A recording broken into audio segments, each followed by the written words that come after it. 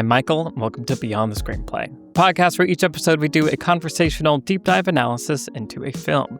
Today we are talking about The Odyssey, the 2026 film written and directed by Christopher Nolan, based on Homer's The Odyssey. I'm joined by the Beyond the Screenplay team, Trisha Rand. Hello, everyone. Brian Bittner. Hello, hello. And Alex Calleros. Hi. All right, so we're talking about The Odyssey. We did a Patreon exclusive talking about Troy, which was a really good, it's part one of the story, and then you hand off to this. It's exactly the same movie. There's no difference between them.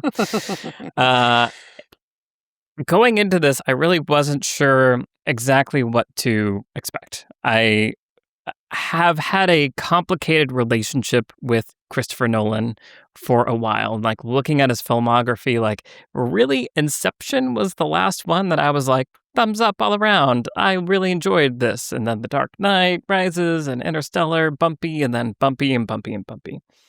So there's the Christopher Nolan of it all. There's also the Odyssey of it all. And when the trailers were coming out, when it was announced, I really didn't remember very much about the Odyssey. Going into this movie, I kind of went down an Odyssey rabbit hole a little bit after we talked about Troy, and that was kind of fun. And then there's also just the epic, blockbuster film, I'm going to shoot everything on IMAX-ness of just what this represents. So there's a bunch of things going on with the Odyssey, and I'm excited to talk about all these different things. I remember seeing the trailer. I watched the trailer, which was a sign that I was ambivalent about if I was going to see it. Mm-hmm. Because your rule is that you don't watch the trailer if you already know you're going to see the movie. Exactly. Why do that to yourself? And watching the trailer, I was like, oh, wait a minute. Maybe. I was weirdly optimistic about it. And so going into this, I was weirdly optimistic about it. I really had a good time. I really liked The Odyssey. I'm excited to talk about some character arc stuff with Odysseus and stuff that, just in the adaptation, I feel like was bumpy. But I feel like a lot of the things that Christopher Nolan is good at were well suited to this adaptation. And so the cutting between the different timelines, we got Matt Damon and Charlize Theron talking about stuff that we're flashing back, but we're also cutting across to, Penelope and Robert Pattinson's being a dick back at home. There's the interlacing storylines I thought lended themselves to the Christopher Nolan. I got a cross cut between different things. I found it very fun to watch and cinematic action stuff, but also the quiet scenes, the performances I thought were really, really good. And it felt like this movie was about something, and Christopher Nolan had something to say in a way that I haven't felt from his other movies in a long time. Maybe not since The Prestige even did I feel like Christopher Nolan wanted to talk about something with this movie. It's still Love is the fourth dimension. What are you talking about? Yeah, sure. He can backwards and forwards. Backwards and forwards. But anyway, so in some ways, this is his most political movie. I mean, I guess Oppenheimer's right there, but this one felt more political to me. Not that this is a very high bar. His movies aren't extremely political. But as it was wrapping up and as the sort of theme was resolving and he was telling it to you very clearly, I was like, okay, this is a commentary about some things going on. So lots of stuff to talk about here, but I was I had a really good time in a theater. This was one of the least bumpy Nolan experiences I've had in a long time, and that was fun. Brian, what was your experience? Yeah, very similar. I really just got what I wanted out of a Nolan movie, out of an epic, out of a summer blockbuster. It's cool to see Nolan do a fantasy, like a high fantasy as a big blockbuster for the first time in 20 years. Other than maybe Clash of the Titans, those movies, which they weren't this level, but it's been since the Lord of the Rings kind of pirates era that we had this kind of thing this big. Obviously we have Dune and stuff, but that's more sci-fi coded than fantasy coded. And yeah, like you said, I was pleasantly surprised that Nolan reached for some themes. He reached for some emotions, and I felt like the performances, Matt Damon and Anne Hathaway specifically, just delivered on those emotions, because I feel like the script did some of the work, and then they did the rest of the work, and obviously Ludwig Göransson, and there was a lot of it was greater than the sum of its parts, I think, in a good way, in a way that I really appreciated. Um, and yeah, just being in a big theater with a lot of people like cheering when the big things happen or whatever, is a lot of fun, and it just gave me that theatrical journey experience that I've said like Spielberg can usually do, and which Disclosure Day didn't for me. But this was just one of those movies where I was just like, I am transported in that way I want to be when I see a movie. Um, Few bumps, I wish Telemachus's side quest like mattered. It just felt like it didn't have much of an impact on the story being told. I mean, it didn't have like almost any impact on the actual plot. And then it had some impact on the story being told, but not in a way that really felt like it just sort of felt like, hey, this is a thing that happens in the source material. So I guess we just do it. Because Nolan was not afraid to make changes, I would have liked if that sort of more directly, like something that he learned there, more directly and importantly affected the third act of the movie. And maybe I missed something, and you guys can fill me in if I did, but that was just like the feeling I had, was just like, okay, I guess he went for a little trip and now he's back. I couldn't always track Odysseus's arc. Is he in tragic flaw hubris mode right now? Is he in guilt mode? Is he in redemption mode? Kind of talked about this with Achilles, with Troy, of just that sort of like the pieces are there. They're just not always in the right order, in the order that makes you feel like, oh, we're at this point now in his character arc. And that bumped, especially for me in the end, which I just thought was a very confusing moment, where it was like Odysseus is, got the hood up. He's talking to Penelope. He's real sad about all the murder and all the death, and wasn't that unfortunate? And then it's like, but whoever passes this test gets to marry me, and then the test is over, and like everyone can go home. And then he passes the test, and everyone's like, yay. And then he starts a big fight. It's not like then, everyone like go home, and then the bad guys are like, nah, and try to kill him. He starts it, and then Penelope just like closes the door, like, see you later. And then it's just like Jason Bourne and the Argonauts for the next like 15 minutes, where I was just like, cool, this is fun, but I have no idea how this like there wasn't like earned, in the way that I want that kind of a moment to be. So that was very strange, and it's unfortunate that was like the taste left in my mouth that late into the movie. But it didn't change the fact that it is one of my favorite movies of the year, and I just generally really loved it. Nice. Yeah. Yeah. Definitely need to talk about Odysseus' arc more, because I think that is one of the bumpiest things, and probably one of the hardest things to adapt, which you definitely did a swing at and tried by changing a lot of stuff. Did it always work is a question. Trisha, tell me about the Odyssey. Buckle up, guys. Okay.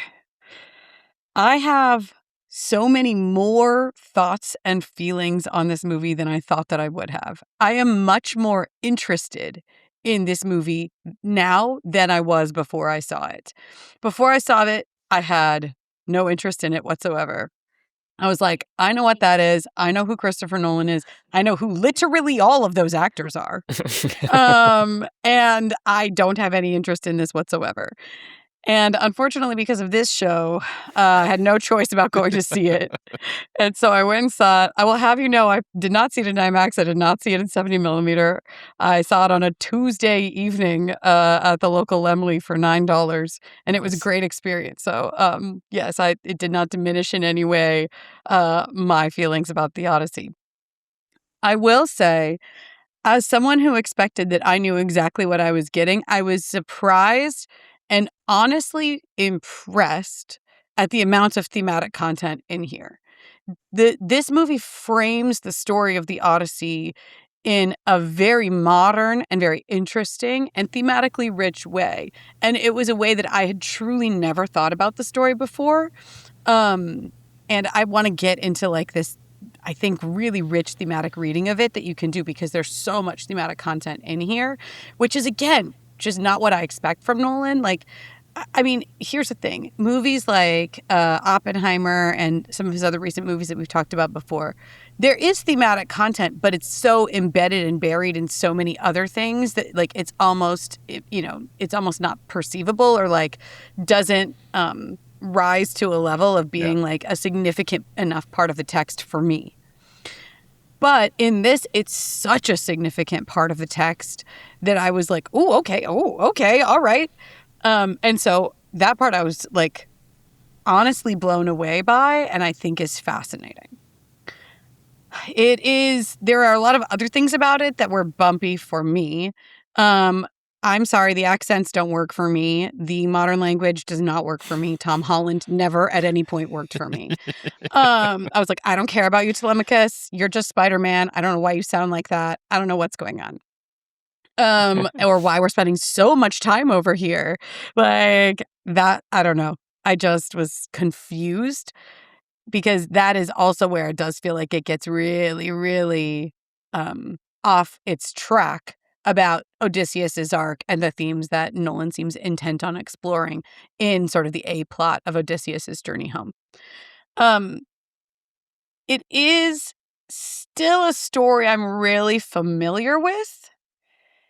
And for that reason, my experience of watching it was these like weird highs and lows where I was like at the edge of my seat, super gripped, so impressed by the cinematography, the visual effects, how it looked, the production design, all of this stuff. I was just like bowled over at points.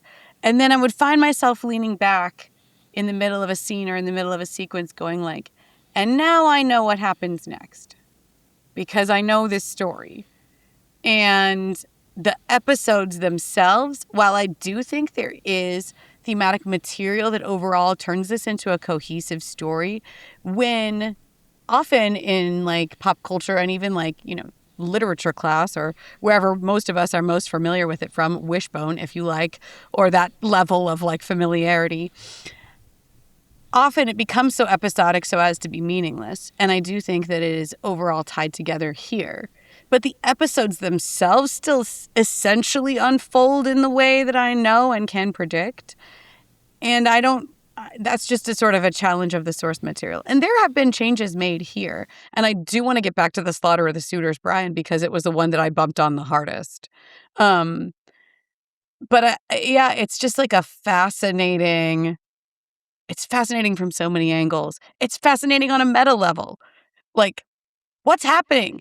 The box office is crazy for this movie. People cannot go quickly enough to plunk down their $35 or whatever it costs to see it. To see like a classical epic that's 3 hours long, that is like a real swords and sandals epic, that is boggling. I could feel as I was watching it that every literature professor is going to show it in their classics, class next term. And yet it's also going a long way toward like, again, making theater going cool. How are these things all happening at the same time? My partner went to go see it and he reported, this was not my experience at the Lemley at my $9 Tuesday night screening, but my partner reported at his screening, which was in a large historic movie house that had been refurbished to show it in 70 millimeter, that it was pretty much a packed theater. And that a lot of the audience was Gen Z. And there were like packs of like 20 Gen Z kids that were there that were like pumped beyond all reason to see the Odyssey. So I don't know what's going on. It has been a roller coaster for me this entire ride. And I just expected this to be something that was like ignorable, essentially. And it turns out it is not ignorable. It is something I have to contend with. And a lot of us do now. And so as annoying as I find that, let's do it. I must contend with this movie. Yeah. I have to.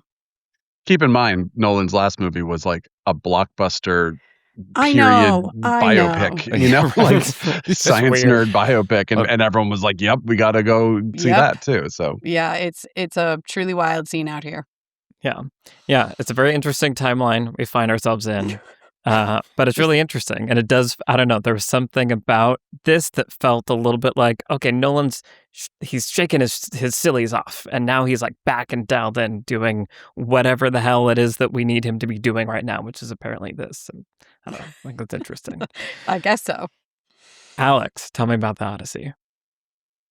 So it's so interesting because I think the theater experience often has a lot of different things can affect your first experience of a movie.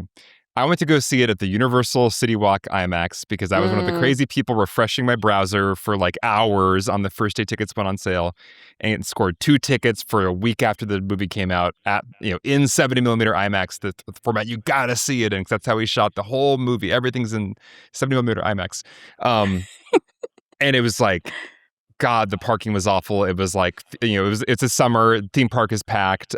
They make you go through security now to go to the theater. So we were like running to the theater. We were late. We're like standing in line for like metal detectors. We get to the theater. It's like kind of warm in there. Like the AC is like trying, but it's like a packed theater and it's like pretty warm. So I'm like tired. I'm sweaty. I'm upset already. It's kind of warm in here. And then the movie starts and I'm like, okay, it's 70mm IMAX. It's going to be like, blow me away. And then it was just, a lot of the way Nolan shoots, even when he has the 70mm IMAX camera, is like, I'm kind of just doing some handheld and kind of just figuring it out. And like, the slaughter of the suitors scene is like a lot of fighting happening, but I can't really tell what's happening. And some really amazing IMAX shots throughout, but a lot of other just like, just a lot of close-ups that don't really even work very well in that huge screen. Anyway, it was kind of like this weird experience of like, I got the golden ticket to the right way to see it. And I was just kind of like uncomfortable and not in a good mood. So that just putting that out there as my first kind of disclaimer.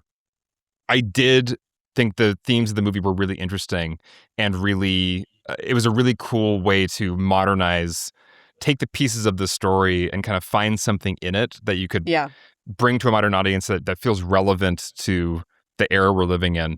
And that's what really stuck with me after the movie. It was like, okay, that was really cool. There was something about the way the movie was constructed, though, that like it both played to Nolan's strengths with the cross-cutting, and that is built into the Odyssey. There are people telling stories within stories, and that's part of the source material, and it really works for him here. But there's also that way that we've talked about in the past where I never feel like a Nolan scene is a scene or like ever gets to like start or end or really ever feel like a thing. It's just everything just kind of happens and then moves on to the next thing. And there was something about the episodic nature of the Odyssey where I didn't really ever feel any of the episodes very deeply. Like I didn't get to live or like stay long enough in the emotion or the mood or the vibe of an episode to feel it in a way that like I feel like in my childhood watching Wishbone, I felt more sometimes. Or like, what is Wishbone? What are you guys talking about? Yeah, okay, I need so to Uncle Brian doesn't know. Okay, yeah, what are PBS, you youths talking about? PBS had a show called Wishbone. A little Jack Russell Terrier would be subbed in as the protagonist in classic stories or novels, and it would be a way to like essentially like show a classic story to kids, and it was great. And I think I'm hallucinating it, but I don't think I am. I had a Wishbone Odyssey computer game that was actually like it was actually like the full story. Like the half-hour episode couldn't get into it, but the video game, like I know the Odyssey, like every part of it from the Wishbone Odyssey computer game. Wow. Wishbone and the Amazing Odyssey. That's it. Yes. Yeah, I played that game a lot as a kid. Wow. All of which is to say is that I have a lot of fond memories as a kid, like learning these stories and these episodic kind of situations that Odysseus finds himself in. And there was a way that the movie was constructed where it kind of just felt like that usual Nolan thing where it's like, with Oppenheimer, where it's just like, there are like no scenes. It's just kind of a montage. It just keeps going. And there are moments where we get to stay like in the Cyclops scene, but even just the way it's shot and constructed feels more disorienting and confusing than, I don't know, like putting me into like a really excellent headspace for like a tense situation where I really am on the edge of my seat. I'm more kind of letting the whole movie wash over me and I'm never quite ever in any of the scenes. I also do know that oftentimes my first viewing of a Nolan movie feels that way, and then my brain is calibrated for like the next viewing, and then I'm Right. actually able to feel things in the second viewing. So I do want to see the movie again and see if I feel things the second time. But I did feel just like maybe it was the sweatiness, maybe it was the expectations of what IMAX would do for me, and then how it didn't really do it for me. But there was something about the movie that just felt like a missed opportunity in some ways, where like it has so much going for it, and there's so much that I'm excited about that Nolan did with it, and yet it falls into like the Nolan traps that are annoying me still, in which I just don't really ever feel like dialogue is dialogue or scenes are scenes. They're all just kind of like part of this river of montage, and I guess it's time for the whirlpool now. I guess it's time for this now. I guess it's time for this now. Like it doesn't feel like that's what Odysseus is literally saying at that point, because he knows it's gonna happen. So Right. he's like, all right, here come the sirens. Yeah, and maybe it's even also like a sound mixing thing where like in the IMAX, like I couldn't really hear what the Elliot Page character was saying in Hades. Like, so I didn't, some of the That's setups. one of the best scenes. Yeah, it was a cool scene, but like I was struggling to understand the words being said. Yep. And I think there's that problem too, where maybe everything is perfectly done here, but the setups like weren't set up for me because I couldn't understand what was happening in the setup for the payoff. So anyway, all this to say, 70mm IMAX, I put a lot of effort in to see it there, and I don't actually know if it was the best format to see it in. Like maybe a normal theater mix would have been clearer, and maybe the close-ups wouldn't have been as aggravating. You know, it's interesting. So anyway, that's my ramble about how my first viewing of the Odyssey was not as magical as it sounds like it was for you guys. Yeah. I saw it in a normal, like, suburb Seattle, like, city that had, like, a good theater, a relatively new theater. It was just a Cinemark XD theater. It was a floor-to-ceiling, like, screen. It was pretty good. The audio mix was, like, perfectly fine. It wasn't too loud. It, like, got a little rumbly when things needed to be. The picture quality was fine. I could hear everything. It was like, oh, this was a very nice experience. After seeing Dunkirk in the Chinese theater IMAX, I was like, I will never see a Christopher Nolan movie here ever again because it was so painfully uncomfortable. So I learned my lesson there relatively early. But yeah, I think it's interesting what you're saying, though, Alex, about the episodes themselves and how they don't necessarily feel like they have starting and ending points. And I was feeling that a little bit too, other than honestly the hilarity of them being like, back to the boats, this island's bad. No, this Run island's bad away! too. Yeah, Like, all these islands are bad. And that's just how you know that the episode is over. But I do think that's a challenge of the source material. But really, it's interesting that even though I think Nolan goes out of his way to try to create an arc and like thematic, debate in the movie and give Odysseus like this guilt-ridden sort of conscience and conflict, in the source material, he's really arrogant. And so, when he is like taunting the Cyclops in the book or in the poem, there's like, it's a long involved episode where Odysseus is like messing with him almost, and they're speaking to each other. Odysseus tricks him actively. And then the like final shot is just out of Odysseus's arrogance, right? And then that's what results in Poseidon's curse.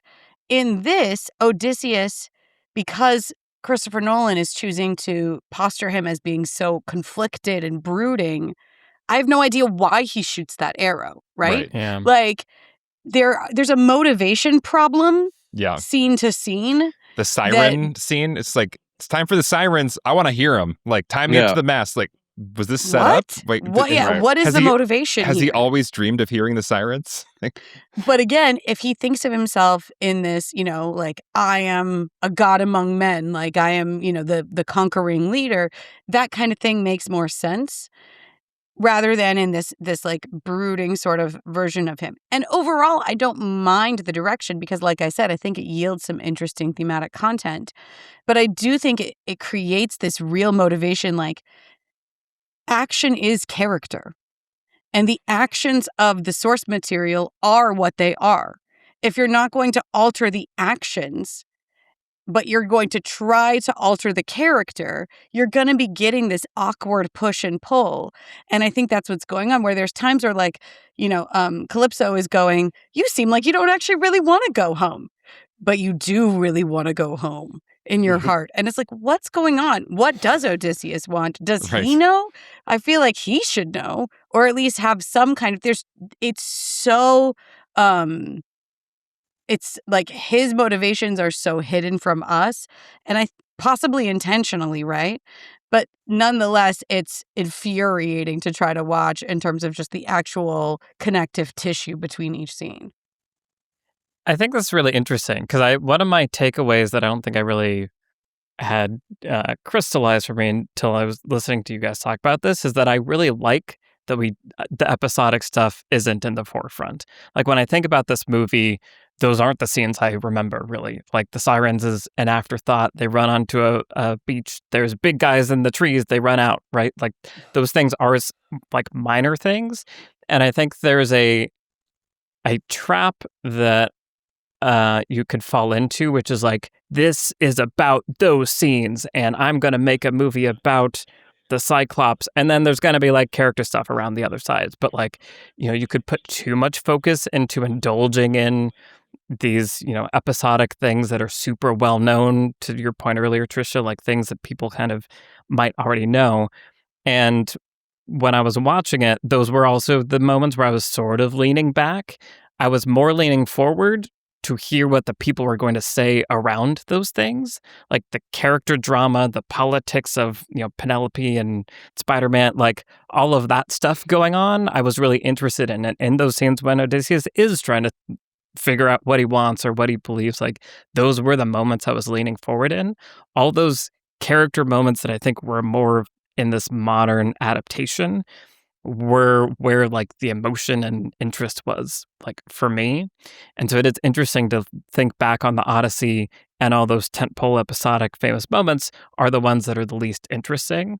But I think it's I don't know, I think that was maybe intentional and serves the modern adaptation of it in an interesting way.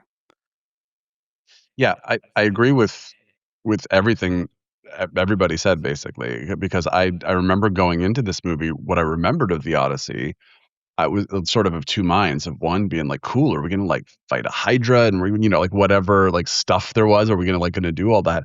But also just knowing, sort of by its nature, the Odyssey and a lot of this type of like epic poem from way back when, a lot of these things are just like, here's a fun little episode, right? Where if it's an episode of TV, you watch the episode of TV and then you move on with your life. But in a movie, it's like, we just spent 15 minutes here. Did that matter at all for this movie? And I was a little worried that it was going to be just, now we fought these guys and we're back in the boat and we're continuing to go. But to what you're saying, Michael, I really did appreciate that it felt like every episode was used to further the plot in some way. So the Cyclops one, this was me not remembering or even knowing that the Poseidon's curse is like straight out of there, where he turns and basically says his name, he reveals himself. And there's a tiny bit of motivation, as you were saying, Trisha, like the Cyclops spits out the helmet of one of his guys and he's like, screw you, and should, which just like to give him like some reason to do it. But Damon definitely plays it like, I'm cooler than you, basically. Like he plays it with, that was the moment where I leaned forward and went, oh, tragic flaw, like that's what we're doing here. But I did feel like even the Titans don't matter at all. Like they just are there and then they run away and they get back in the boat and go.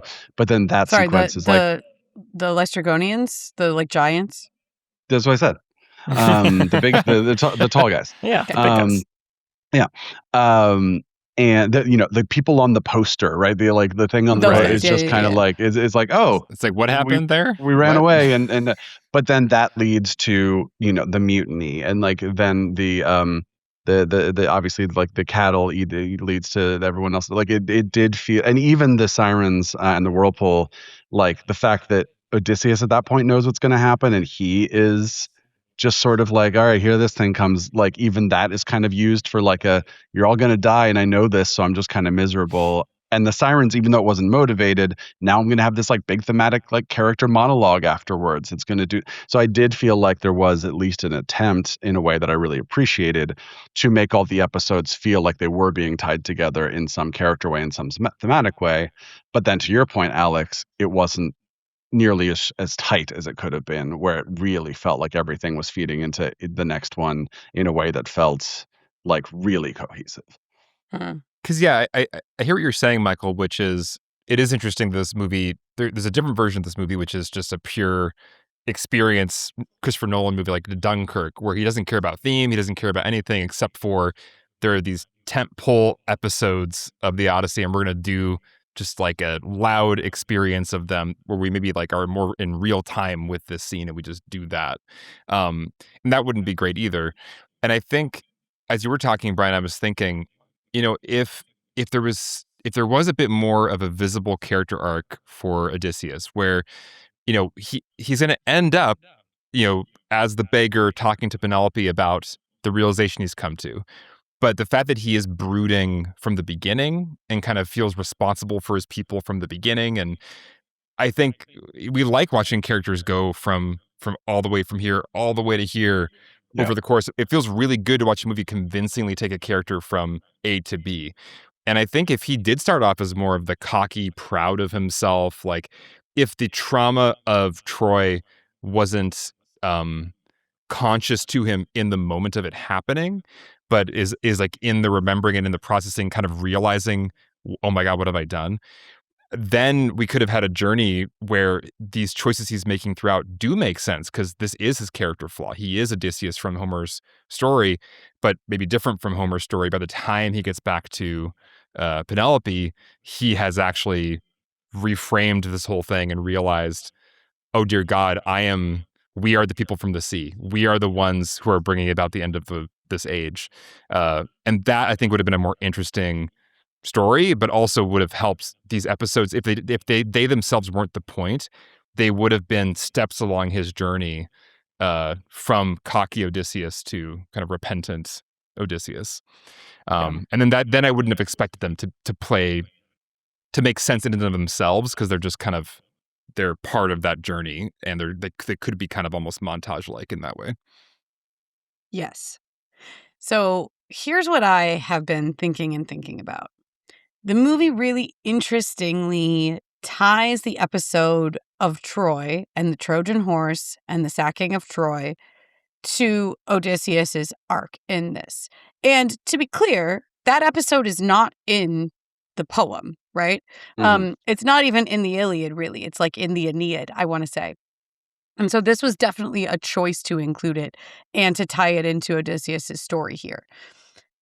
And I think it's fascinating. The problem is, we don't know what Odysseus is feeling so guilty about, or why he is so brooding for most of the movie. And to your point, Alex, if he was not actively brooding about that, maybe he was still feeling proud about it, or he was gloating about, like, I thought up the Trojan horse. I am the genius who did this. I am Odysseus. You all follow me. And then the lessons along the way are what teach him that that is a flaw, and that what he did at Troy was a bad thing, actually. Then it would make sense to have this broken person arriving in the disguise, in penitence, right? And it's really interesting because what you have, because we don't know about the sacking of Troy, and that is the source of Odysseus's guilt, and really the source of the curse of the gods. And I'll get back to that in a second. But because we don't know that fact, I have there's no real meaningful crisis either, right? So he's talking to the Charlize Theron character, and he's like, you know, she's like, you are wanting to go home, but you want to forget. And what you have to do is just let go and build a raft and float, I guess. And that's why that's the choice that is the redeeming choice for you, I guess. And it just means nothing. Like currently Odysseus's crisis means almost nothing. Or like what the choice to leave that island, it ends up kind of not being clear in Odysseus's character arc what it means. Again, because even at that point, at the crisis, we still don't know about the sacking of Troy. It still hasn't been told to us. Probably because Chris Nolan loves a reveal, and it's like, oh, you want to see why it's been Zendaya all along? Buckle up. Here we go. We're going to do the Zendaya of it all with the temple and the You still could have saved that for the end. Because I think For we're the also talking crisis? about fundamentally changing potentially his reaction in the moment to Sure. Troy. And so it would have been less of a reveal in some ways. It would have been very important actually to have that at the beginning to establish old Odysseus. Old Odysseus is the war hero who is excited about the fact that they like won this war through his ingenuity. And maybe he takes in the carnage, but kind of like in that bloodlust, he's part of the bloodlust in that Mhm. moment and kind of blocks out the horror that he's seeing. And only through the course of the journey, through people he meets, some of the women he meets, like Cersei, like can reflect back at him, and he could have this vision of Athena that is Zendaya throughout, and then only at the end we realize he's been thinking about that one girl who got beheaded in front of him, and that is this nagging guilt that's been building. Anyway, Well, and I think it's so interesting that Christopher Nolan in the writing here has focused on this, like the law of Zeus or Zeus's law, right? Which is about hospitality, essentially. And it's fascinating in the like ancient Greek concept, which I was looking up today because I was like, surely this is a real thing. And of course it is. It's called xenia, I guess. But it's this concept of like reciprocal hospitality, essentially, that you as a host are obligated to welcome people hospitably. Guests are also there's an element of trust on both sides. It's this sort of like reciprocal trust, reciprocal hospitality. The reason being that you yourself, if you are the host, may one day be in need of hospitality.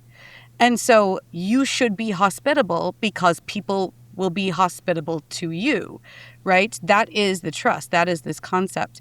And it's sort of just a general golden rule. And I do think the screenplay muddies kind of what it means or uses it to mean slightly different things at different times. And I can get back to that. But by using that, it actually makes the episodes on the islands make sense because the episodes on the islands are about Odysseus and his men need hospitality. Mm-hmm. They are in need. They are showing up to the islands. I think it's fascinating that early on, the first island they go to, they say, oh, go collect food and supplies. And they're like, what if they don't want to give it to us? And he's like, well, grab your swords. You might need them, right? And so there's already this broken trust that's there. And they go onto the island and we see the houses are on fire and everything. And they go, why did you not welcome us? Why did you run away instead of welcoming us? And the townspeople go, we thought you were the people from the sea, which of course they are. But again, it's this sense of like, Troy is the cause of this like sense of broken trust, this sense of broken, the law of Zeus or this xenia, this hospitality, reciprocal hospitality. And all of the other episodes on the islands do become about that. I think it's interesting in the Cyclops' cave, when they go in there, they beat him into the cave and Odysseus says something like, build up the fire, we'll welcome the owner back. We'll welcome the shepherd back. And then of course they discover that, it's essentially like a trap, for lack of a better word.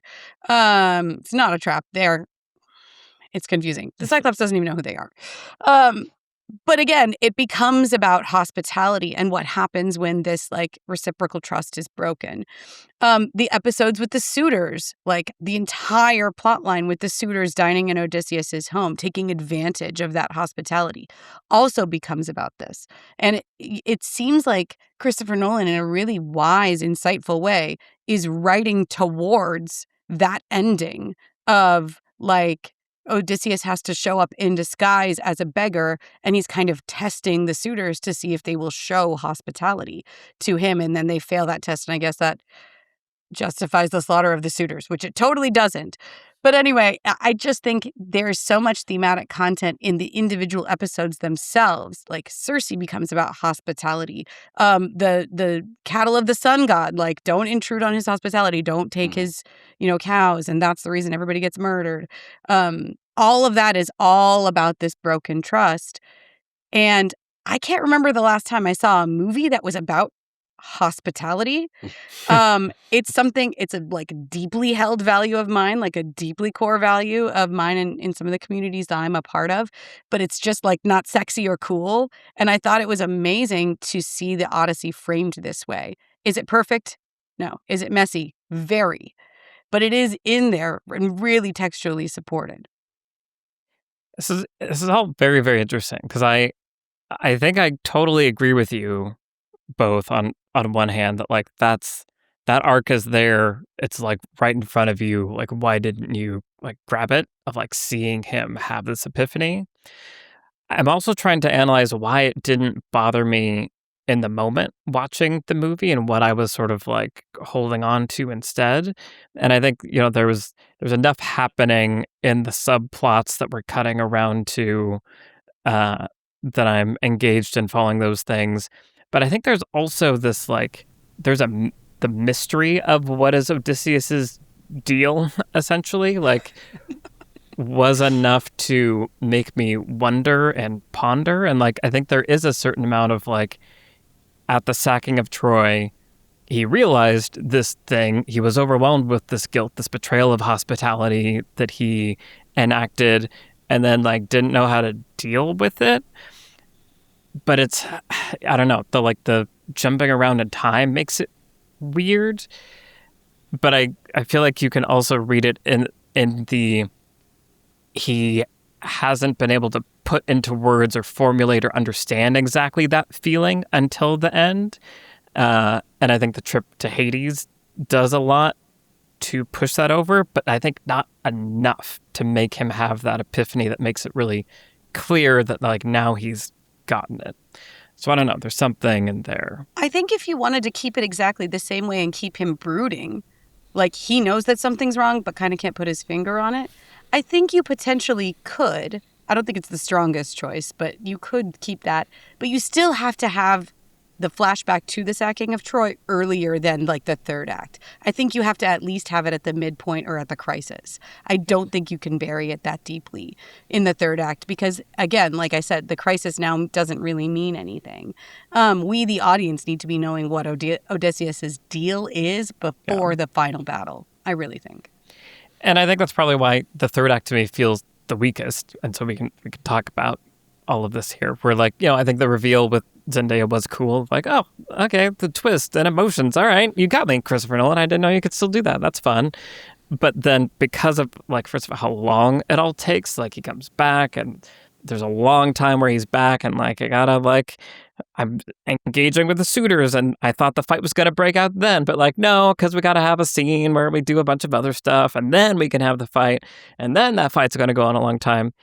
But as we were saying, like the epiphany, like feels like it is in contradiction to the action that he's taking. And like these people abused my hospitality, so I kill them, I guess, is sort of like what the choice is. And so that's confusing. I feel like it works and it's still fun because they've made Robert Pattinson a really bad guy, and so you want to see him like get killed and it's a fun action scene. But like it was a very disorienting thing to put that epiphany moment so close to like, and then you're gonna keep killing people some more. And I think that, and it takes a long time, like to in that period for a very long time. Like also there's a certain point before he does like the bow thing where he could just take off his hood and be like, it's me. Like Telemachus doesn't know what his dad looks like. Everyone else does, so he could just be like, "Yeah, I don't have to do this thing. I will because it's cool and fun, but also like it's me, right? Like I can just show you that now." Because I like the setup of, Tiresias says, or no, I guess it's Agamemnon who says, like, you know, you don't know what you're coming home to. You don't know if people have changed allegiances, et cetera, et cetera, et cetera. But at a certain point, he is probably pretty settled on what's going on. But then he just like continues to keep up the ruse. So yeah, it's been making me think a lot about. We've been talking about movies that try to have it both ways, which is like Project Hail Mary. We talked about how Grace isn't allowed to be like fully a coward. They just do the like, oh, he was forced to the project, but then that's not his like big thing that he's trying to overcome for the whole movie. That's just like one of the beats along the way. And then the rest of the time he's just like a cool guy that we like because Ryan Gosling, right? And Marty Supreme, we talked about how that movie feels like it is both a redemption story and a corruption arc in the same movie at the same time, and they could have just done either ending and it would have been fine, but also weird. But it's like you're not allowed to have, you know, Ryan Gosling be a coward. You're not allowed to have Timothée Chalamet just actually like lose at the end because of how bad of a dude he was. You're not allowed to have Matt Damon at the beginning of your blockbuster be completely proud and he killed people and he's really happy about that fact, and then he has to learn his lesson by the end. It's like we're going to tease that stuff, but we got to have our leading man be a leading man. So we kind of have to make sure, you know, and same with Brad Pitt in Troy, but that movie's silly, so it doesn't matter as much. But like we're going to kind of tease out these flaws, but we're not going to really do them, you know? And then I was like thinking about other recent movies. I'm like, then you have movies like Begonia or, you know, like, or like Obsession, like movies that are just like, oh no, we're going to do the thing to 1,000%. And like, that is where all of this is going to come from. That's where our entire character arc and our theme and everything is going to come from. We have this like safeness in these blockbusters, it feels like, where we want to have these flawed characters, these troubled characters, but we can't really make Yep. you know, we can't really do it. We just have to kind of tease the idea of doing it. Yeah. I was thinking about the difference between this kind of a crowd-pleasing blockbuster historical epic and like a Robert Eggers movie, Mhm. like The Northman. And I think what his movies do, and I don't enjoy all of them equally, but they essentially try to capture not just like the vibe of a time, but also the morality and the kind of belief systems of a time, which are very alien. You know, these are ancient, very different contexts than we live in, and you know pre-Christian context. You know, just very very alien ways of seeing the world, and I would love to see that version of the Odyssey as well. Like, what's the alien version of the Odyssey, where it's like these are people living in such a different time with such different belief systems. Like, we don't have easy to root for characters or kind of archetypal heroes. This is more of like it's an alien story. That is not the movie you make for $250 million with IMAX cameras. That's an indie movie version of the Odyssey, really. A24. That'd be interesting. But I do think, once again, if you are going to adapt the story, evolve the characters to be more modern and to reflect modern values and modern thematic questions we are grappling with, like as a world, as a society, awesome. I think it does require you to change even more of the source material along with that. And so I think that's where we're bumping with, why the slaughter of the suitors, like by choice after the revelation, you know, why some actions along the way. And so I think there's a way to basically do this and not change much. I think if you wanted to have him brooding the whole time, I might have made that more of a question even for his crew of like, what's wrong with you, Odysseus? Like, we are the most glorious warriors in the world. Like, we are responsible for sacking Troy. Like, isn't it amazing? And he, for some reason, is like, I don't know. I don't feel good about it for some reason. And he's trying to figure out why he doesn't feel the way he's supposed to feel. And maybe there's something about his actions along the journey are him actually kind of lashing out, or he has so much inner turmoil that he's like making bad choices somehow in response to that. It's a little more muddy than just like he's a pompous guy who becomes less pompous. But I think you could have pointed more at the brooding as like an oddity for the time. Like you're not supposed to feel this way. Like in this era, like this is only glory and good, and what's wrong with you that you feel this way? And then he kind of realizes through his journey and through being the guest, being the person who's turned away or whatever, like, oh, what I've done is broken the law of Zeus. I started this chain reaction that is like destroyed the fabric that holds society together. So yeah, even that just small change may have helped it feel more like an arc of what's wrong with you, Odysseus, too. What's wrong with me is that I now realize I did something bad, and it was actually kind of a foundational trust was broken with this thing I did. And then I think even with the suitors at the end, it would, I think there's that challenge of trying to get the iconic moments from the original poem, where it's like you want the reveal as he like gets the bow and the hood comes back and yada yada. But maybe you just change the order of things a bit, so like that contest is happening and he comes into it and his son is threatened, or like there is some reason that he like kind of needs to take action, and he takes action in the most badass way by walking up and plucking the bow and then takes the action. But it's not kind of a by choice, we've already solved my problem, like kind of epilogue fight. Yeah. Right. Or like, with Telemachus' side quest, I wanted that to be like, he somehow, like Helen puts doubt in his mind that his mom actually is, not going to like go with Robert Pattinson or like that, whatever. And then he's the one to tell Odysseus what Agamemnon tells him, and then that's why Odysseus has to come back in disguise. You know what I mean? It's like, how can you actually take these things you want to do and bake them in to the character arc and the plot, as opposed to, as you're calling out, sometimes, not all the time, but sometimes in this movie it feels like, here's the story I'm telling, pause, we have to go do a thing from the Odyssey. Right. Unpause. Now I'm going to keep telling the story I'm telling. Yes. It usually doesn't feel like a lot like that, but it sometimes definitely does. There's just that character motivation thing where it's like, well, you're doing this because Odyssey, because this, you got to do this scene, so you got to do it now. Yep. Yeah, I do feel like there is. I feel like his crew is sort of like, what's your deal, Odysseus, a lot, and like, I don't know. I also just really love Himesh Patel's performance in this. Like, he's so good. Like everybody's really good. Okay, actually, no, sorry. The one person that was very distracting to me on accents, even for me, John Bernthal. Yep. Yeah. Nope. Yep. Why? Because here's the thing about accents. This movie made a choice. Everyone has an American accent. Great. I love it. You made a summer blockbuster choice. People are going to talk in normal colloquial English. They're not going to talk in like heightened Lord of the Rings speak or anything like that, like the Northman, like Robert Eggers, right? But everyone's American accent is a standard American accent, because that's what Matt Damon's is, that's what Anne Hathaway's is, that's what people like Robert Pattinson and Tom Holland, who are trained to do just normal, that's what they do.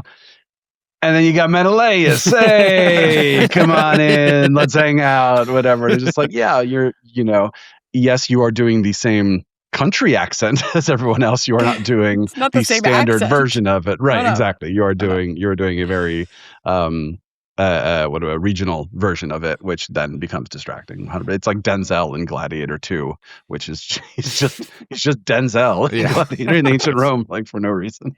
Also, the decision never to show Benny Safdie's face was so unbelievably distracting to me. I was like, why don't you want me to know who this is? Like, what's the big secret? Is it going to be a reveal? Is it going to be... No, it's going to be nothing? You just think I can't take Benny Safdie seriously? Maybe. But like, you're making it weirder. Once I Googled it and figured out who it was, I did. You're actively making it weirder, though. Like, yeah. Anyway, sorry. So go ahead, Michael. No, yeah. I mean, I think that's. I think it's clearly this movie and its adaptation and how it's treating Odysseus's arc or lack thereof is muddled, is weighed down by source material that wasn't changed enough, could have been changed more. It like really worked for me in certain ways and at certain times, and so that's the kind of thing that I'm trying to untangle, and it might just be the magic of more than the sum of its parts. Like, I agree that it should be better, and the writing dropped the ball on some of this.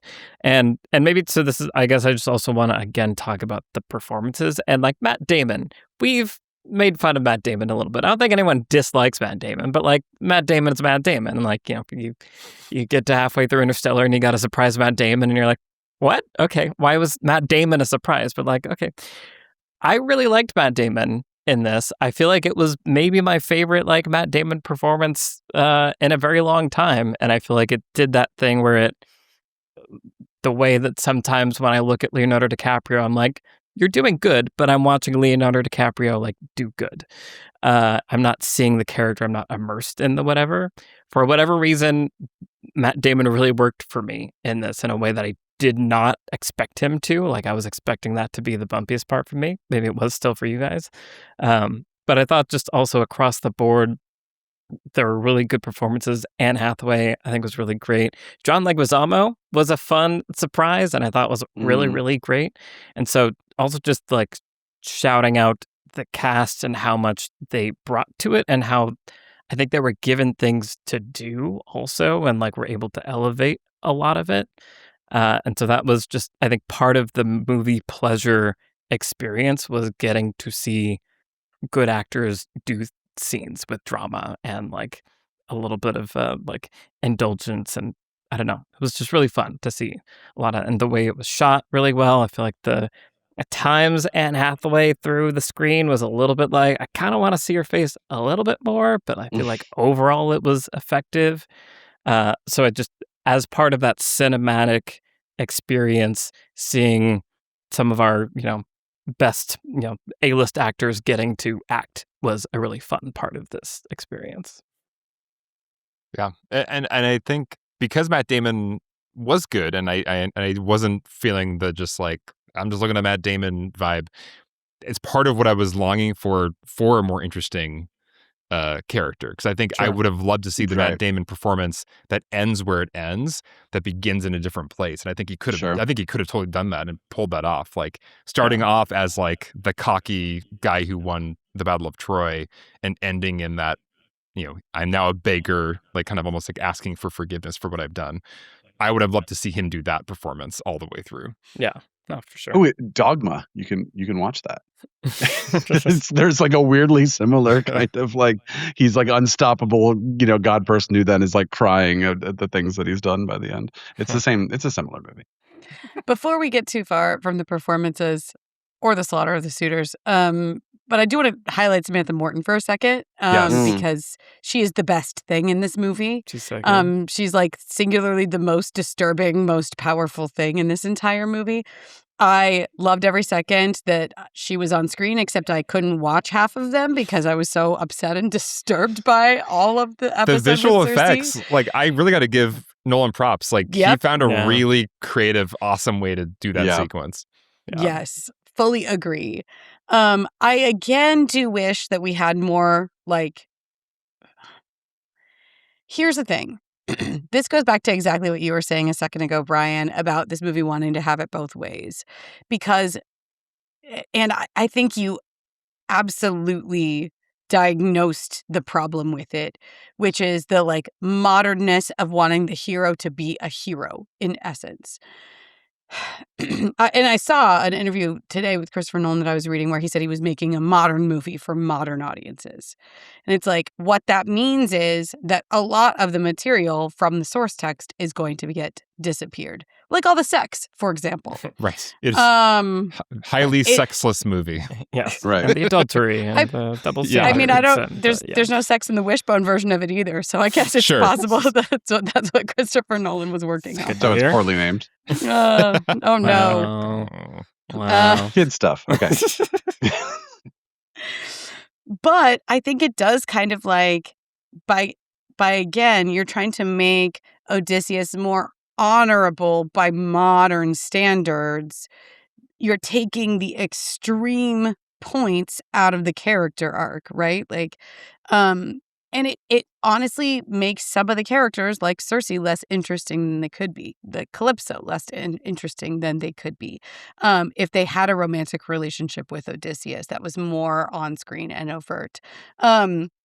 Odysseus is just like a boring wife guy right now, which is fine. Like, I get that. I get what we're trying to do here. But it doesn't, again, it's like, what's the journey, right? If it has to, and we've talked so often about this like sort of sanitizing of like our heroes, and what it takes away is the cost.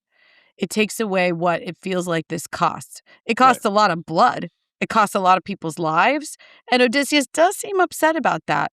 But the personal cost to him, I don't feel as viscerally as I could. Like, at the end of the day, you can give Odysseus that monologue about the sacking of Troy and how he broke Zeus's law and destroyed the world, I guess, Oppenheimer. But, like, I'm not going to feel that in the same way if I don't see the actual misdeeds like that are being done, and the cost to the soul.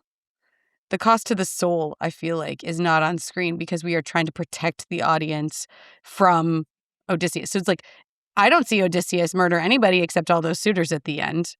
And even then, like, so in the epic poem, it is actually even more of a bloodbath. It is far, far worse. So by having like this sequence where they chop the hole in the ceiling and he's like dropping weapons down, giving Robert Pattinson truly nothing to do but like name weapons that are falling through that the one floor. over there. You get over that. Like, you could Get just the spears. see. Get I the was sword. I was so disoriented during that sequence. I was like, what? That What was- is this What's fight going scene? on? Yeah. Like, they were just like, we're gonna call out weapons, like just point in different Anything that directions. We'll falls, cut it just up. yell We'll make about it. it. Yeah. Yeah. So, but he arms the suitors, which is not in the poem. The suitors are not armed in the poem. They're just supposed to be all slaughtered, right?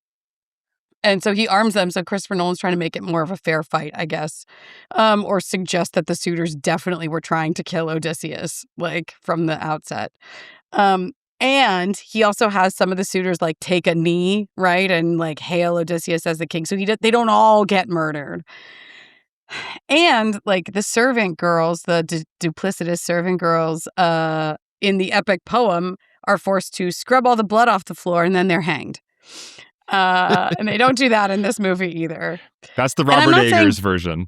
And I'm not saying that's the version I want, right? Like, I'm not saying that the like hard R, like he has all the sex with everybody and murders everybody violently. That's not the version I want, actually. But if you're not going to make that version, again, you have to make bigger adaptational choices to have the actions make sense. So my initial thought when I watched The Slaughter of the Suitors was, why don't you just have Odysseus give them a choice? He does the thing with the axe head, and then he stands up. They're not armed, right? They're not going to like attack him right there necessarily. Just have him pull back the hood, say, I am Odysseus. I am the true king. I have no wish for any more violence or loss of life. Swear allegiance to me, and like you can all go home. Give them a choice, and then have them like be like, no, we're gonna just rush him. Or They whatever start they're the gonna do. fight, and then you're like rooting for Jason Bourne and the Argonauts. You're like, yes, hell yeah, I want this scene now. Right. But when Yeah. he starts it, it's so confusing. The shot that's played for comedy, where that other suitor that's like Robert Pattinson's buddy, where Yeah. he goes, "You're Odysseus," and he gets shot in the throat with an arrow. I'm like, you didn't even. They had literally no time to process that you were Odysseus. They had no idea. Yeah, Right. they're not good dudes. The whole movie has been trying to convince me. They Like- kicked a dog. Right. They kicked a dog. They, when he comes as a beggar, they like are spitting on him and like throwing food and grinding it into the floor. Like, it's so over the top about how evil they are. But nonetheless, if you are going to have honorable Odysseus who gets to retire by sailing away Right. at the end of this Kind movie, of a which is crazy different than the choice. poem, Yeah. if that's what you Mhm. want your ending to be, then have the climactic choice reflect that and be a choice toward the kind of king that Odysseus wants to become. That you want, again, the modern audience to justify with our modern morality. Like, and so, yeah, there is this just like a little silliness to the both ways, having it like Odysseus of the story, but also we like him, I guess, now thing. Yeah, very quickly, I was reading that I guess in the poem, it's a little bit meant to be sort of a mirror image of the Odysseus at the beginning would never like pretend to be a beggar and let himself get spit on because he's way too proud for that. Like there's no way that could ever happen. He wouldn't, even if it's exactly like what the plan is or whatever, it's just not going to happen. So then the image of him sort of accepting all of that punishment at the end is showing, as Alex was saying, like showing how far he's changed over the course of it. And I don't know how accurate that is, but it triggered something in me to go like, yes, that's the version of this that I wanted to see. It's interesting. Yeah. Well, and I think there's a certain amount of, again, how long the third act is that works against it too. Because like you're saying, just the movie's really being like, they're bad people. Like, don't you want them to die? Like the whole time. But then they try to kill Tom Holland. Like they try to like burn the son of, like they are doing bad things. And so like I think you could, if the scenes were closer together and executed differently, the self-defense of it all might read more. But in execution, it does not feel like self-defense whatsoever. Feels like execution. So I think that's just another weird artifact of, because I thought that was a really like compelling scene where they're taking him down into the rocks or whatever, that the sort of religious ceremony area, and like that was like a fun little like there was fun little stuff along the way, but I was like, okay, but movie, we're here now, like third act, like let's go. And there's still like another 20 minutes probably before that fight happens, and which does reflect, I think, the way the story is. Like it. Like him getting home is like not the end. Yeah.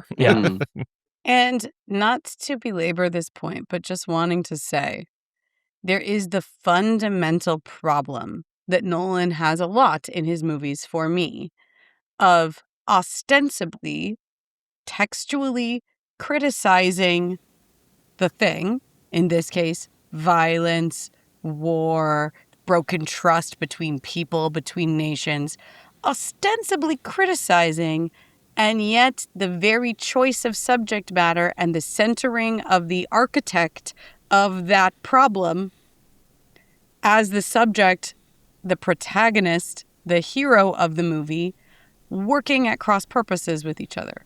Oppenheimer is exactly the same way. Ostensibly, you are criticizing this, like, the murder of hundreds of thousands of people, the creation of the nuclear bomb, the destruction of like all of this stuff. But your movie is called Oppenheimer. And the center of your movie is Oppenheimer, who did the thing. And that is exactly the problem I have here. The very closing monologue of the movie is about how we, the modern audience, will not have learned our lessons from Odysseus and the mistakes that he made and the sins that he committed against the gods and against his fellow people. And yet here we are. Isn't it cool how he murders everybody at the end of this movie? It's really just like, I don't feel like you understand that you can't wrap a critique around a hero and expect the hero to still be a hero at the end. It doesn't work that way. I think there's a funny tension of there's hitting those blockbuster beats that an audience expects. So it's like, I want a third act blowout action scene, right? And I want to feel good about it, And in Oppenheimer is almost it's like a different thing with the courtroom drama, where it's like my IMAX theater cheered when Rami Malek shows up to like testify in support of Oppenheimer and like takes down the what's the name of the guy who's like prosecuting him, whatever, the senator, Robert Downey Jr. Robert Downey Jr. That guy. I don't know why I was trying to think of the character name. Anyway, basically, like that's like the rah yay like action movie ending for Oppenheimer is like we sure got him in that hearing, which is just kind of odd for a movie that also ends on Cillian Murphy's face, looking horrified about what he's done, so right. It's like the movie is needing to function as a big blockbuster in a lot of ways and hit those beats for the audience, which has obviously worked, while still being what is otherwise kind of a tragedy or downfall arc for a character. So like the Godfather doesn't feel the need to have a rah like action hero success scene as part of its downfall arc, but I think a Christopher Nolan movie feels an obligation to, maybe. So I think I'm trying to rationalize why this discontinuity is happening here. I think there's a need to hit that beat for the mass audience expectations while also wanting to make these kind of tragic, like, downfall arc movies. Yeah. I mean, I mentioned in Oppenheimer when we talked about it that I feel like there's like a really thematically strong, like 20-minute short film in that 3-hour movie about like someone who is, hired to do this thing, and he has this lover, and because of his actions, she takes her own life. And instead of learning his lesson, he just goes right back to work the next day, and he's like, we got to work harder and everything. Then he achieves his goal. The thing is used, and he has the shaky celebrating scene or whatever, right? And at the end, you have this Einstein who said something early on, don't know what it was, saying like, hey, we just did something real bad, and him, and then you have the thing, and it's like, that's a compelling, thematically interesting, character arcy thing, right? It's just in a 3-hour movie. I don't know that we have that 20-minute short film here because of what we're identifying. We have way more themes, and I think stronger themes in this movie, but I don't know that we have the point A to point B to point C kind of satisfying version of the character arc that we want here. So I'd have to think about that more. But do you know what I mean? Like, because we're identifying that like it's a little too wishy-washy sometimes, exactly what he is feeling, which is also, this movie almost feels like the complete opposite of Oppenheimer in terms of stylistically, and also like a sequel to Oppenheimer. It's about 100%. someone dealing with the aftermath of the horrifying thing that he was responsible for. The success, like the victory, like the achievement of their dreams, and realizing, oh no, what have I done? Yeah, no, it's a really interesting thing, and I think about it a lot, actually. Like, film as a medium, just the things that it is sometimes good at lends itself to the glorification of so many things that we often are trying to critique, like action and war movies, like Saving Private Ryan. War is bad. That first scene, though, was like pretty cool. Like, it's awful and horrendous, but like it's done in a way that is so cinematically impactful that like it can't help but like be a spectacle unto itself. And so I feel like movies often do have this problem of like wanting to provide spectacle in a story that is otherwise critiquing or showing, ultimately trying to state the badness of that thing. And we've talked about many movies where like people missed the point because it was a little too awesome when they were doing the we talked about Fight Club recently. And it's interesting, and I think there probably is a solution, but it does, I think, take that realization and that discipline that you're calling out, Trish, of just even the choice of who you make the protagonist and the perspective from which you tell the story is going to automatically endow that thing with a certain amount of, you should identify this with this, or they are the good person, or whatever it is. And so I think that those would be the cool big swings that I would like to see, is like, can you still make a fun action movie that people want to see, but that can also critique its subject matter at the same time? I think it can, and I think it's doable, and I look forward to someone doing it. I don't think it's going to be Christopher Nolan. No. Why don't we go around and say what lessons we're going to take away from the Odyssey? Alex, do you want to start us off? I will say the thing that worked the best for me about that third act was that twist experience. And I agree, Trisha, with the idea that like it would have been probably helpful to understand more fully the Odysseus torment earlier for his character arc.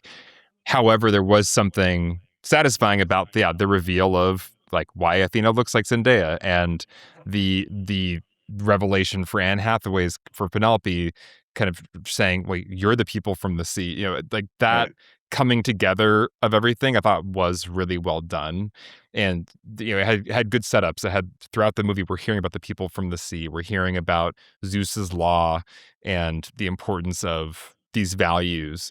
And I did think that conversation between the two of them brought it all home and brought it all together really well. And it's maybe partly why the slaughter of the suitors afterwards feels so like superfluous, because it feels like that's the movie's gotten to the movie's end. done. Like this is Right. that was it. That was the twist. That was the reveal. That was the revelation. And now like Quentin Tarantino revenge scene. But I found that to be a really well done sequence that does what a good twist does, I think, where it's like you've all the pieces have been there all along, and then you have a kind of one conversation or flashback or sequence that brings visual and references that you've kind of been seeing throughout the movie all together into a new meaning package that kind of is like theme stated. This is what it's all been about. So I have other problems that we've been talking about with, like, I think the arc could have been different and yada yada. But for this movie, for what it was, I really did like that sequence and how it all came together. And I think my favorite Christopher Nolan movies have always kind of leaned on that kind of a sequence. They like the reason they're satisfying ultimately often is because he has a bit of a trick up his sleeve, and you're going to get that satisfying aha experience by the end of his movies. And so I'm happy that he managed to pull that off in the Odyssey. Yeah, and that it felt like it was earned. Like I didn't need the movie to pull a trick on me in that moment for me to have like been satisfied. And the trick was then just like the layer on top, the one extra thing that did all like suddenly have a meaning, but I wasn't waiting for it. It didn't feel like it was, that he had made this movie just to be tricky with it. Like, sure, it was extra stuff. And that's where sometimes the like, okay, Nolan, you're going to do your trick thing can happen. But like in great movies, and I don't want to name them because I don't want to spoil them, but in some of his best movies, I feel like those twists have like really impactful, big, like emotional meanings that you didn't see coming, but make perfect sense, and it like changes the context of everything. And yeah, it was fun to see him pull that off. And I will just say that I do think one of the things that would have been unlocked if Odysseus was allowed to be not a great guy from the beginning would be he could have had a little bit of sex along the way, and that could have been part of that could have been part of his journey. And yeah, but do we want a Christopher Nolan sex scene? I don't think we do. I think we had a taste of that. We got it with Oppenheimer. We want any it more. was bad. Oppenheimer was very bad. So maybe it's a blessing that it's a sexless journey. Again, what I feel about like an he figured orgy out with his a lot lane. of cross-cutting? Right. Like the Matrix Reloaded kind of. Exactly like the Matrix Reloaded. Yeah, exactly. Yeah, that'd be interesting. It's out of order too, the chronology you're trying to figure. Yeah. You don't know who's coming or going. Anyway. Brian, what's your lesson? So if you listen to our episode on Troy over on Patreon, available now, then you'll know that I did not make it. We almost made it a whole episode without me ranting about accents, but I did not. It was my fault, to be fair. It's true, but that's fine. But I was thinking about my sort of rationale for being bugged in that movie, which was what I had said at the time, which was about making a choice in sticking to it and having that choice be cohesive and consistent, and in Troy's accents, whatever, but I'm using that as kind of a way into the bigger picture here. Which is, I felt like there was no choice made on the accents in that movie, and I found it very distracting. Then the Odyssey, I'm like, oh, you made a choice. They all speak with the same accent. Great. So even though it's not the accent we would maybe expect from this kind of movie, it's all the same. And then what did we all call out as the thing that bumped? The one person who does something different, the one person who's not doing a standard, who's doing this other regional thing, right? And I feel like getting into the bigger picture of it, the entire design of this movie also feels like it's part of that choice. Like we've talked about, Christopher Nolan is going to make a summer blockbuster where people speak colloquial, they speak in American accents. Matt Damon is Odysseus, right? Like that's a different kind of movie than Lord of the Rings or The Northman or like whatever sort of our heightened heightened dialogue. Everything's written in almost like poetic, high style dialogue, and whatever, right? Now you can argue it's not cohesive to make a sort of high fantasy Odyssey and have American accents, whatever. That's a separate argument. But I feel like the fact that there was a very clear design choice made in this movie and that felt cohesive throughout all of it, I really liked. Similarly, on the other side of the coin, what are we identifying in this character arc issue is the lack of cohesion, the lack of a choice, the lack to say, here's where the character starts, here's where he ends, and everything along the way has to support that, as opposed to some things do and some things don't, right? And it's again, it's going back to like the Marty Supreme conversation, even Achilles and Troy, just this like, where's the cohesion? Where's the singular choice about what your thematic backbone of the movie is, what your character arc is, like where is that choice that this is what it is, and have everything feel like it is rippling off of that, as opposed to there's splotches of it along the way and then other stuff is not actually supporting that. So it's just, that's what's been in my head for these last 2 episodes now, has been just the idea of we thought about it, we made a choice, and we stuck to that choice, and it was a cohesive choice that feels like everything, if anything isn't in support of that choice that we made, then it shouldn't be there, or it needs to be fixed in some way. Yeah. And I think it's a hard thing to do as a creator, but it's like very necessary for your finished work to feel competent and professional and go down smooth in all these ways that you're talking about. It's the coherent designing principle, that understanding of your theme, like letting that make those decisions so that it all feels of a piece, is like one of the biggest responsibilities I feel like as a storyteller. And it's hard to it requires self-discipline and self-awareness to like check yourself and make sure you're doing that and committing to it. Yeah. And I do think this movie kind of opens up for me is, on the one hand, Christopher Nolan is showing us a great example of adaptation, where he's taking this kind of alien ancient work, finding elements in it that he can, kind of rejigger to do a modern theme that can resonate with modern audiences. So he's like 75% of the way there. Like he found a really excellent core orienting theme for this movie.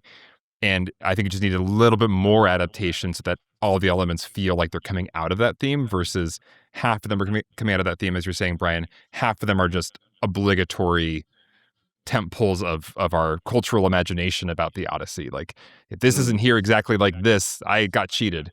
So it's I understand the challenge and why he had to kind of just like leave these pieces like as is without any modification. But I think a really brilliant, like a version I think I would have been more excited about would have been that, like, no, I'm doing it all the way. Like, I am committing to, this is the character arc, this is the theme, and I'm going to include iconic images and iconic characters and iconic things from the Odyssey that we all do expect from the story, but I'm gonna re-situate them so that they all are like perfectly in service of this character journey and theme.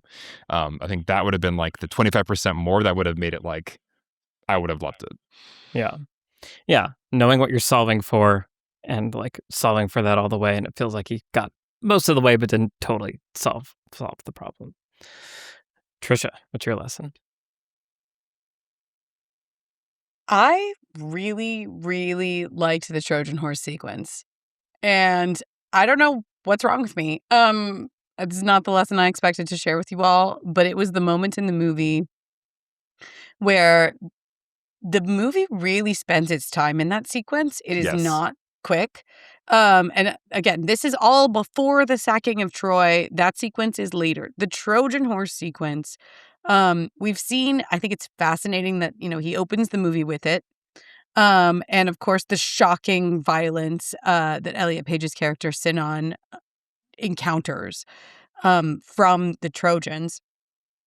And it kind of, again, it really sets up the like theme of like this hospitality, like this is a gift for you all, and then that's met with violence, and then they drag it in. But it's such the sequence where he's hearing the story from Menelaus. Telemachus is hearing the story from Menelaus. We see everybody packed in, and he's talking about how long they've waited. and how uncomfortable it is. People have drowned with them in the Trojan horse, I guess. I feel like I would have built it somewhere else myself, like maybe not where the tide can. Okay. But anyway, Menelaus is describing the like sort of agony of waiting in the Trojan horse. And then, we often see the Trojan horse depicted on like wheels, like the bunny in Monty Python, right? Like where you can just like kind of pull it with a rope. It's like it's being dragged. I can feel its weight. It's rolling on logs. It's so, you talk about things being crunchy and feeling like they're real and they have, like matter and density to them. And then they drag it into the building, into the city. I can feel them like straining to lift it, the crowds crowding around it. It's a long sequence. And then when we're cutting inside as well to the faces of the men waiting in the Trojan horse. And when we talked about that whole thing in our Troy episode, I was just kind of rolling my eyes at how silly the Trojan horse is as an idea, because it is deeply silly. And I was stunned at how visceral I was feeling the experience in this movie. And then when they climb out of the horse, the score is like unreal. Just like the building intensity of the score as like Odysseus and his men. I was fascinated. They drop out of the horse. And the care that's like, we've been in a horse for 3 days. Our muscles would really hurt. It would be hard to walk. Like, I can see the actors like with cramps, like kind of trying to move, and it doesn't look graceful. It looks like they're in pain from having been like cramped into this horse. Just like all the detail of like, one of the silliest things in all of classical literature. Let's really ground it. Really, really ground it, and then make the harrowing move out of the horse. It's not just like a pop out, hey, we're here now, surprise, you're all in trouble, Trojans. It's very much still a battle where they have to fight their way basically to the gate. They have to crank those things to open the gate, and each inch of the like hinges opening. The intensity of it. I want to study that sequence endlessly. I think it is one of the best things Christopher Nolan has ever directed. It's astonishing. The score is amazing. Everything about it is amazing. And I was like ready to just like dismiss that aspect of it out of hand. And it is the part that has like hit me in the gut and stuck with me from this sequence, from this whole movie. So, the Trojan horse sequence, good. Nice. Christopher Nolan was supposed to direct Troy. Really? Actually, originally, yes, I didn't know that. and Redemption. And he was thinking about that sequence for like back when he was supposed to direct Troy. So he's been thinking about it for 20 years, and I think it shows. Wow. I think it does show. Yeah, and it gives something that has emotional weight for the character, like real weight. Like as you're saying, you feel it. It is heavy. It is treated the way it should be treated for the psychology also of what's happening, and really like the shot where the gates open, Agamemnon is standing there, and all of all the Greeks come running out of the darkness. It's the coolest thing ever. I like the sound I'm of all of them yelling. The sound is amazing. The whole visual of it is amazing. I don't know why I can't see who Agamemnon is. I guess it's Benny Safdie. I guess that's the whole thing that's really embarrassing. But like, hell yeah. Also, he's Darth Vader. I don't know. Yeah. It's a very Darth Vader entrance. Man, it's really, really cool. So that one. It's good. It's a good one. It's a good one. Yeah. Yeah, I was thinking just about the Prestige actually a lot while watching this movie. The best Christopher Nolan movie. The best Christopher Nolan movie. Yeah. My favorite, certainly. Same. And one of the things that struck me about the Prestige is that like on the third time I watched it, I was like, oh wait, this is a period movie. And like, obviously I know when it takes place, but there's something about the filmmaking that feels so modern. It's using this modern vernacular that is just like, I don't even think about it. It's just like seamless and obvious. And I didn't feel that way about Oppenheimer. Oppenheimer felt very strained to me in the filmmaking. Like, I felt like there was a lot of trying really hard the whole time, and that could very much just be me projecting. But there was something about the Odyssey that made me feel like The Prestige again, where there's this modern film language being applied to this ancient, fictional but based on reality time. And that mashup was just really interesting. And just it's done in a cinematic style that I feel like I haven't seen anything else done, right? We talked about Troy, and how Troy kind of felt like it was nodding a little bit to 70s and 60s, like earlier, Swords and Sandals movies in the filmmaking, but also modern in interesting ways. But it didn't feel cohesive, to your point, Brian. There was something weird about that. And so I want more of this fully considered transportation of modern film language to a historical alternate history reality something, whatever that is. There's something cool about that, and mixing and matching of a really faithful version of 70s filmmaking applied to a modern story could be interesting. But anyway, it was just this thing that feels so effortless as to not be noticed, but I feel is truly unique in this. I don't know. So film style, film language, modern applied to old applied to modern. I don't know. I want more of that really faithful, intentional application of film language. I thought it was cool. Yeah. All right. Well, so was the Odyssey. What else have you guys been watching recently? We tried to do this on our Troy episode, and technical problems meant that we got cut off halfway. So I'm curious to see. Sorry. To actually hear what people have been watching. Brian, what have you been watching recently? I have two, but they're connected. It'll make sense. I rewatched all of Sherlock. And my partner had never seen it before. And we put on the first episode, and she was like, "Oh hell yeah! I'm super into this." I was like, "Great!" And I was really enjoying rewatching it. But it was also going to be my first time watching the later seasons since they had aired. And I was waiting for sharks to be well and truly jumped left and right when we got to that point. But I didn't say anything to my partner. I was like, I don't want to sort of sully this or give her any ideas or whatever. And then we got to end of the third season special, beginning of the fourth season, and she just kind of goes, "Oh, this show really went off the rails, huh?" Yep. It sure did. And I was still very happy to revisit it. And as an overall package, I do really love it. And even in those later seasons, there are wonderful, wonderful moments and some solid episodes and stuff, but it just gets so silly and goofy by the end. But then as a palate cleanser, that led me to check out a show that I had been wanting to watch that I hadn't yet. It's called Ludwig. It's a BBC show that its second season is coming out in, I think, a few weeks or something. So there's one season. It stars David Mitchell of Peep Show and British panel shows. If you know who that is, he's one of my favorite people. And the setup is his character's twin brother is a detective who goes missing. And then he is sort of finagled by his twin brother's wife to pretend to be him, go into the precinct to get some information, to get his notebook or something. It's weirdly exactly what the setup of Orphan Black is. But then while he's there, he gets roped into coming along to a case, and of course ends up solving it, and then ends up being brought on more cases. It's a procedural essentially with a ongoing plot, like Sherlock. But the sort of that's all standard fare, but the thing that makes it the best is his character is a puzzle setter.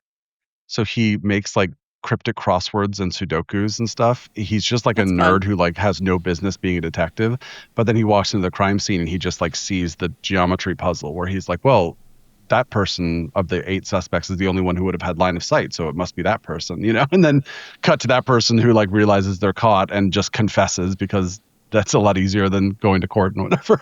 And can be a convenient show sometimes, right? But then he'll do the logic, the grid with the X's and O's and stuff to like determine that it must have been this person and everything, and everyone else is like, what's going on? So that just makes it really fun. And he's a lovely person to watch. And yeah, so Ludwig, if you're looking for some light procedural Sherlock-esque fare, I think it's on BritBox for us Yanks. Nice. Cool. It's a fun premise. Trisha, what have you been watching? Yeah, so I had read one of the Hunger Games prequels while I was on vacation because it's summer. And you grab a beach read, and one of those is a Hunger Games prequel. It's The Ballad of Songbirds and Snakes, and they made it into a movie in 2023, which I didn't see in the theater at the time because at the time I had not read that book yet. So I've been catching up on that. It's on Netflix, and I want to say at the outset that the book really impressed me. I had read the original Hunger Games trilogy when they were new and I was young, and I was pretty I was into them-ish, and I felt like they were interesting.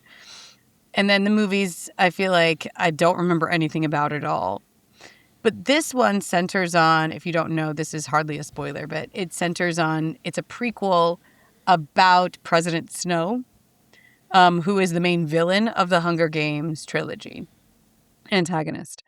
And he is the protagonist of this book, The Ballad of Songbirds and Snakes. And it's kind of like a downfall arc for him.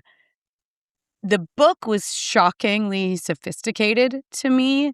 It really dissects his psychology and like his privilege and his rationale for doing the things that he's doing. And I don't know. I was really stunned at what an entertaining and also insightful read it was as a book. I feel like, again, YA fiction is often so dismissed, and it often is so good. But the movie, I think, is also a study on the trickiness of adaptation, because the book itself is kind of partitioned off into sections and covers a long amount of time. And it doesn't, that long timeline, they really struggle to pull the movie around it. Anyway, it's really, really interesting. The book is interesting. The movie is interesting. The new movie, which is about the second Hunger Games prequel, Sunrise on the Reaping, which centers on, I'm sorry, I'm not going to remember the name of the character, but the character who's originally played by Woody Hamish Harrelson. Abernathy. Thank you, Hamish. Haymitch. Centers on Hamish as the protagonist. And I have not read that book yet. I'm going to read it before I see the other prequel Nice. that's coming out in a couple months.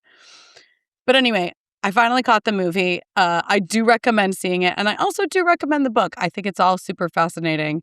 It stars Tom Blythe and Rachel Zegler, who is excellent as always.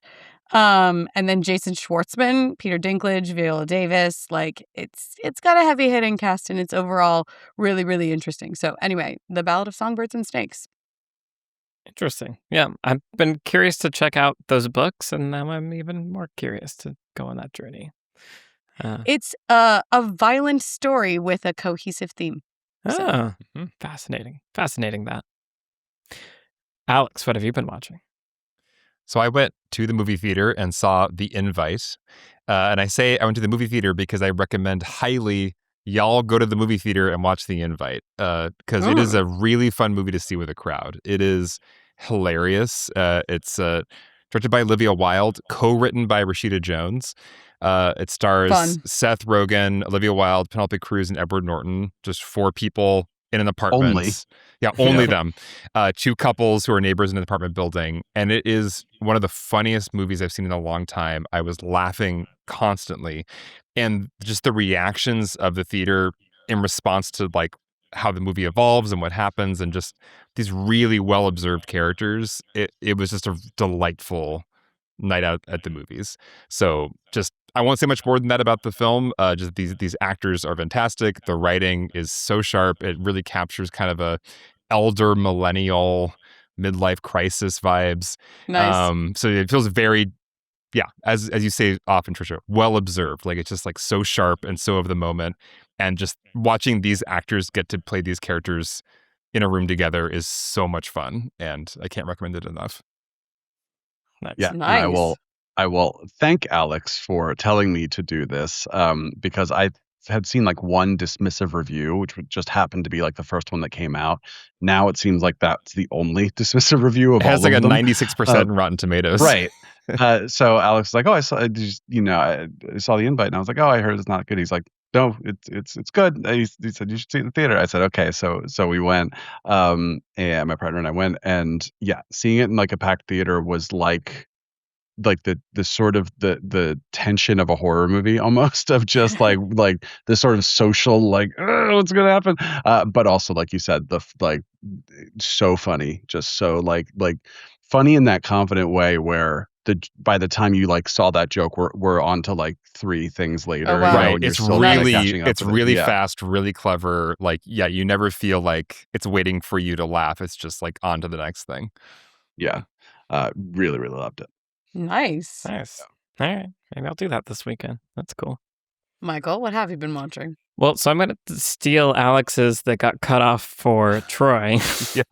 which is House of the Dragon. So we were talking about Troy in our Patreon exclusive episode, and I was talking about how insane it was that at the end of the movie, the credits came up and it was screenplay by David Benioff, and that was like, what? But then made perfect sense because he went on to do Game of Thrones.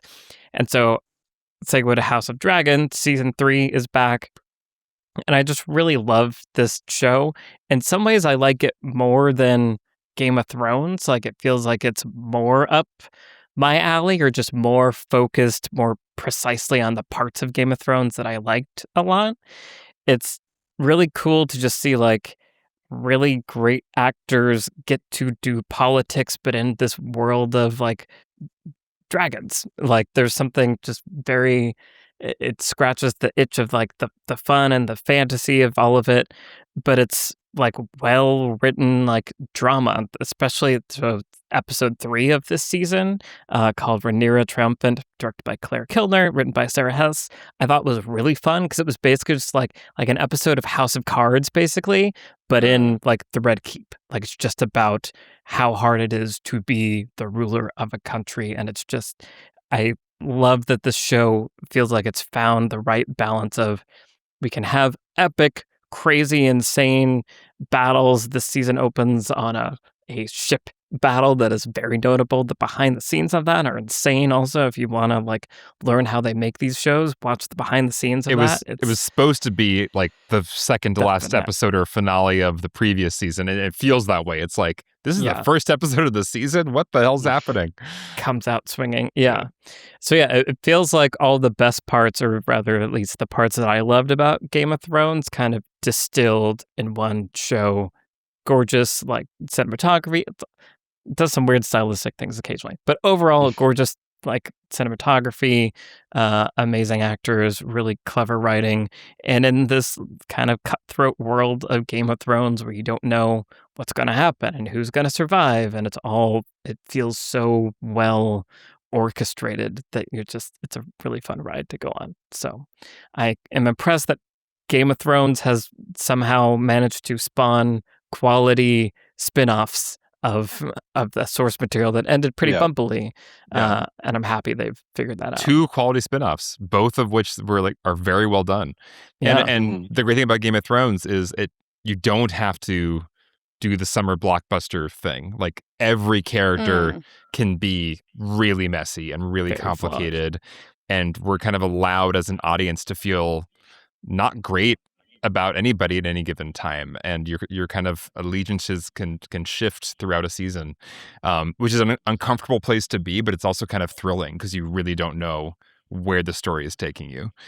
So it's great to have that Sunday night HBO, just like, let's all sit down and watch the HBO show. I miss that. Yeah, fascinating. Watch some hot D, as they say. Perfect. Yes. Awesome. All right. Well, so this has been our conversation about the Odyssey, a very fascinating movie. I want to see it again, and I was not expecting to feel like I wanted to see it again, and so that's, I don't know, high praise for me. But this was a lot of fun to talk about. It was fun to talk about Troy too. I feel like that was the right warm up for this. Like, I loved having the primer on like the prequel to this movie. It was great. I felt so prepared. Yeah, same. Yeah. Wild. We want to say a big thank you, as always, to the patrons that make this show possible. If you want to help us make more episodes, go ahead and join the Beyond the Screenplay Patreon. You get exclusive episodes like our episode on Troy. Fun other little perks. You can get access to our film club, where we're going to be talking to the patrons on a Zoom call about what their thoughts are on the Odyssey. I'm very excited for that. That's going to be a fun conversation. So the link to that is in the show notes. Thank you to our producer, Vince Major. I'm Michael Tucker, and I've been joined today by Trisha Rand, Brian Bittner, and Alex Calleros. And we will see you in the next episode. Bye, everybody. Bye-bye. Bye.